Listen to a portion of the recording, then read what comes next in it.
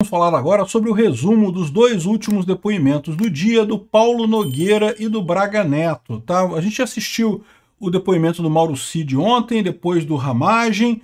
Aí hoje teve 3 depoimentos na parte da manhã, que foi o Garnier, o Anderson Torres e o General Heleno. Depois teve o depoimento do Bolsonaro, que a gente acompanhou ao vivo, eu fiz um resumo também mais cedo. E no final do dia teve os outros dois últimos, que foi o Paulo Nogueira, que era o ministro da Defesa do Bolsonaro no final do mandato dele. Lembra, o Braga Neto era o ministro da Defesa durante a maior parte do mandato do Bolsonaro. No final, como o Braga Neto ia ser candidato a vice do Bolsonaro, ele saiu do Ministério da Defesa e aí entrou o Paulo Nogueira. E o Paulo Nogueira é uma figura central porque foi acusado de ser o cara que planejava o golpe. E, cara, o rapaz é bravo, bicho. O cara é bravo, viu? E também teve o próprio Braga Neto, que também deu o depoimento dele à distância. Vamos entender o que foi falado nesses dois últimos depoimentos, que eu concordo, não é tão importante quanto os outros que a gente viu. Até que o do Bolsonaro era o mais importante, o Mauro Cid e o Bolsonaro eram mais importantes, mas a verdade é que é importante para a gente complementar essa sériezinha aqui sobre como é que foram esses depoimentos, né? E mais uma vez eu faço a ressalva para vocês. Eu acredito que esse depoimento já está decidido. Eu vi a jornalista da Globo reclamando que, não, que o Alexandre de Moraes tinha que ter sido mais incisivo e coisa e tal. Minha filha, ele já sabe que vai condenar, ele não precisa ser mais incisivo, tudo isso é uma palhaçada, tudo isso é um circo que a gente está assistindo aqui, não tem diferença nenhuma no final das contas, né? Essa notícia foi sugerida por Chapa Bolso Xandão 2026, Heleno, eu te amo e várias outras pessoas. Obrigado aí ao pessoal que sugeriu notícias lá no nosso site, no visãolibertaria.com, e obrigado a você que está assistindo o nosso vídeo. Se você gosta do nosso conteúdo, por favor, deixe o seu like, se inscreva aqui no canal, né? Pois bem, o Paulo Nogueira, cara, muito durão, bicho, cara.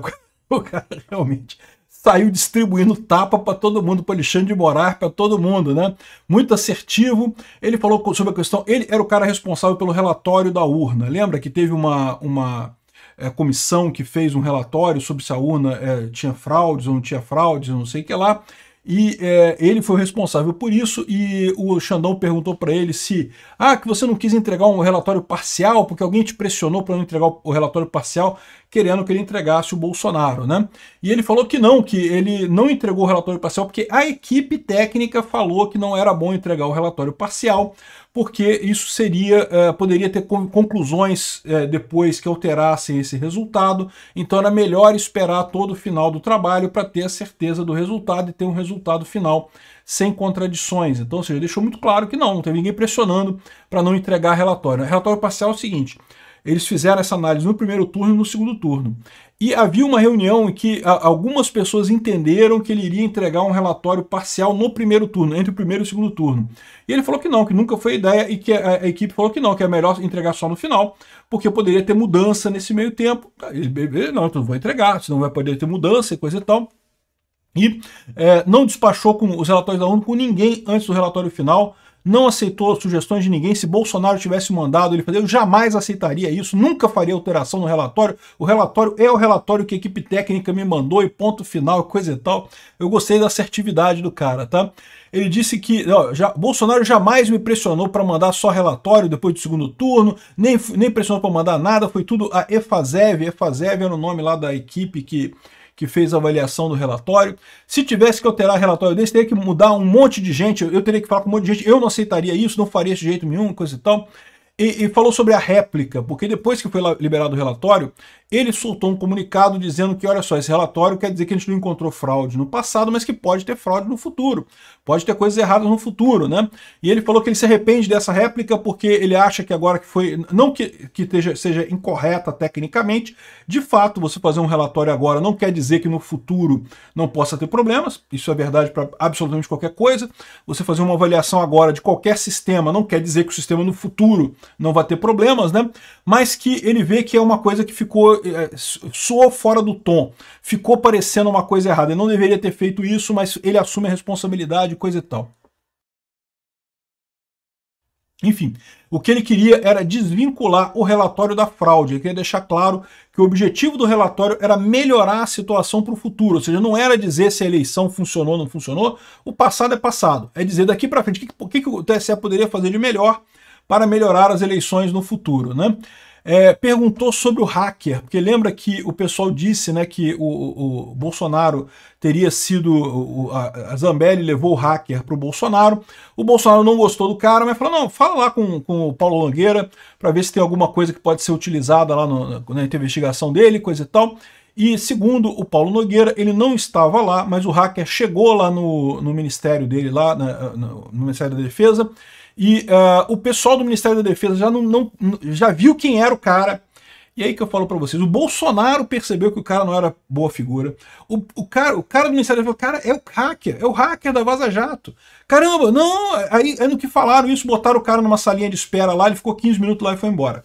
Não, ele não teve reunião com ninguém, não falou com ninguém no prédio do Ministério da Defesa, ficou 15 minutos lá e o Paulo Nogueira disse que despachou o cara, que ele não falou com ninguém lá. E, de novo, porque é óbvio isso, e aí que eu falo para vocês, é um dos problemas que eu tenho com a Carla. Como que a Carla Zambelli foi falar com esse cara? Onde é que ela tirou a ideia de que poderia ser uma boa ideia falar com esse hacker da Vaza Jato, né? Mas enfim. Que mais que ele falou? Que não conhece o Felipe Martins e que, então no momento o advogado ele perguntou, não, eu quero que você responda sim ou não para determinadas perguntas, porque isso acontece, tá?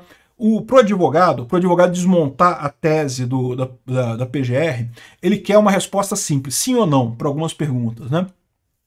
E aí o advogado dele perguntou os negócios para ele lá, não, responde sim ou não. Ele falou, porra, tá me perguntando isso? Eu já tinha mais gente me perguntou, já está perguntando de novo esse troço aqui. O advogado ficou desse jeito, assim, o cara é realmente milico na acepção da palavra, entendeu? A palavra milico é o cara, né? O cara durão pra cacete, o advogado ficou meio assim, não, peraí, até o Alexandre de Moraes riu, o pessoal, todo mundo riu, coisa e tal.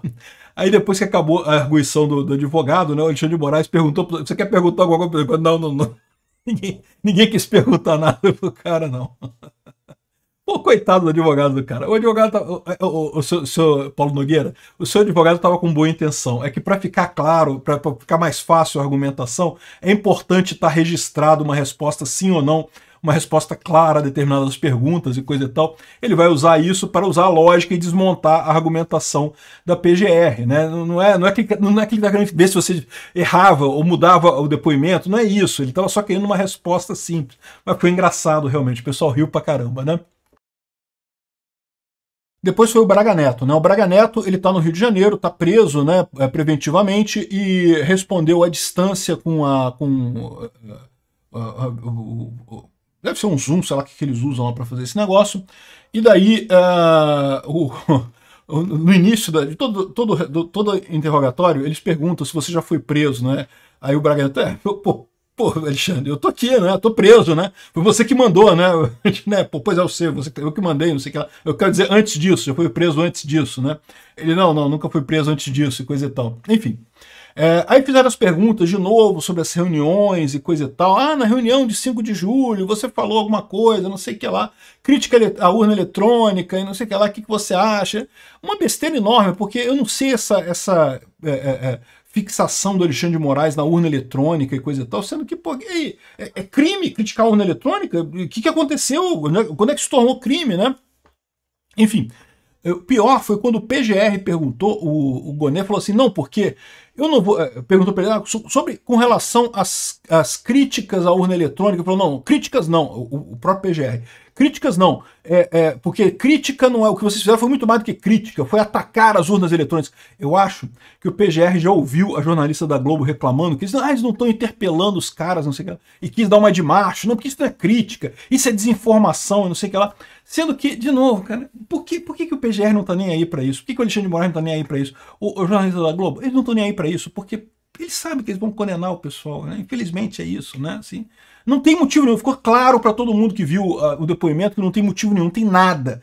A PGR não tem literalmente nada contra ninguém nesse caso. É tudo uma ficção enorme, com alguma ajuda do Mauro Cid. Aliás, o Mauro Cid, o Braga Neto meio que deu uma brigada com o Mauro Cid aqui, né?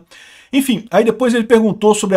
teve uma reunião no dia 12 de novembro, se não me engano, na casa do Braga Neto, que o Mauro Cid disse que levou 2 caras que eram kids pretos na casa do Braga Neto e não sei o que lá, e ali que pediu dinheiro para dar dinheiro para não sei o que lá e coisa e tal. O Braga Neto disse que não, que de fato o Mauro Cid teve lá com dois tenentes e coisa e tal, mas que queriam conhecer ele só, que estavam lá para conhecer ele. E o Braga Neto disse que antigamente eu nem receberia as pessoas, mas como eu estava em modo de campanha, né, o Bolsonaro me explicou a importância de você conhecer pessoas, cumprimentar as pessoas e coisa e tal. Eu recebi os caras, mas foi só para cumprimentar mesmo, para dizer, falamos obviedades, como é que tá o clima e não sei o que lá, e pronto, e foram embora. Não teve nenhuma conversa, ao contrário do que disse o Mauro Cid. O Mauro Cid disse que eles pediram dinheiro, que o Braga Neto enviou dinheiro em saco de vinho e não sei o que lá. E ele falou que não, o Braga Neto tá viajando, não tem nada disso. Desculpa, o Mauro Cid tá viajando, não teve nada disso, né? Disse o Braga Neto, né? O Mauro Cid disse para o Braga Neto que precisava de dinheiro para pagar despesas de campanha. E daí ele falou, procura o PL que o PL vai dar dinheiro para vocês. Como o PL depois disse que não podia dar dinheiro para esse pessoal, ficou por isso mesmo, ele não deu dinheiro para nada, né? Aí perguntaram para ele se ele conhecia também as operações Punhal Verde e Amarelo, Copa 2022 e não sei o que lá, e porra nenhuma. Aí tinha algumas mensagens críticas no celular, que tinha um monte de mensagem no celular dele, criticando fulano, criticando Beltrano. Ele disse que não lembra das mensagens, que ele não criticou ninguém, que pode ter acontecido alguma mensagem tirada de contexto, e tá tudo fora de contexto nesse material da PGR, não sei o que lá, que ele não teve acesso ainda ao contexto das mensagens e coisa e tal, e que o que tem ali são críticas soltas que ele não sabe em que contexto que estava aquilo, né? Nunca se intrometeu em eleições, fraudes da urna e coisa e tal, e jamais apoiaria coisas contra a democracia, que ele liderou a força brasileira, acho que em Timor-Leste, não sei onde é que foi, as tropas brasileiras que foram fazer missão de paz e coisa e tal. Ele falou que eu dou uma importância enorme à democracia, jamais aceitaria qualquer coisa que tivesse a ver com rompimento de ordem democrática e coisa e tal, nunca apoiaria um plano de golpe e coisa e tal, né? E falou abertamente, olha só, o Cid faltou com a verdade sobre a questão de dinheiro. Jamais entreguei dinheiro ao Mauro Cid e não tem esse negócio não, né? Então teve uma briguinha no final com o Mauro Cid, mas, enfim, eu achei também o Braga Neto muito seguro de si, falando muito assertivamente, coisa e tal, e muito tranquilo, não tava apavorado. O Mauro Cid é o mais apavorado de todos, é impressionante. O cara realmente, não sei o que o Alexandre de Moraes fez com o cara, mas conseguiu amedrontar o sujeito muito, né? Enfim, terminaram os depoimentos. O Alexandre de Moraes conseguiu o que ele queria, que é fazer o depoimento rápido. Lembra? Isso é uma corrida contra o tempo. O Alexandre de Moraes estava correndo com essa porcaria para tentar fazer a coisa toda muito rápida. Ele deu 5 dias de prazo para quem quiser fazer alguma outra produção de provas. Infelizmente vai ser 5 dias só. Por quê? Eu aposto que o Alexandre de Moraes vai negar qualquer produção de prova pedida pelos réus, mais uma vez. Por quê? Porque isso é o correto? Não, isso não é o correto. O correto seria ele atender os réus e fazer a produção de prova que fosse necessária nesse caso, né? A questão é que o Alexandre de Moraes está numa corrida. Ele quer correr com essa coisa toda para condenar o Bolsonaro o mais rápido possível. Então qualquer produção de prova que for pedida vai ser negada pelo Alexandre de Moraes, vocês podem ter certeza disso. Muito em breve ele vai pedir o que eles chamam de considerações finais, né, das defesas dos réus e coisa e tal, e já vai partir para o julgamento para tentar condenar Bolsonaro o mais rápido possível. De novo, qualquer pessoa que tenha assistido esses depoimentos, tal como eu assisti, fica muito claro que pode ter alguma coisa assim estranha, coisa e tal. O Mauro Cid falou que tinha dinheiro, que não tinha dinheiro, coisa e tal. Mas em momento algum, até o Mauro Cid sempre deixou claro, olha só, nunca iria acontecer nada. Todo mundo sabia que não ia ter golpe, que não ia acontecer nada. Nunca teve essa possibilidade de ter golpe, ninguém discutiu esse tipo de coisa. Mas teve um documento lá, o pessoal mandava um monte de documento no celular dele, coisa e tal, mas ninguém nunca levou esse troço a sério, né? Apesar disso, eu acho pouco provável que eles não sejam condenados, como eu já expliquei para vocês, porque se trata de uma questão de sobrevivência política do Alexandre de Moraes. O Alexandre de Moraes já fez tanta lambança nesse processo que se ele não achar um golpe agora no Brasil, ele não... como é que ele vai justificar todas as lambanças que ele fez no passado?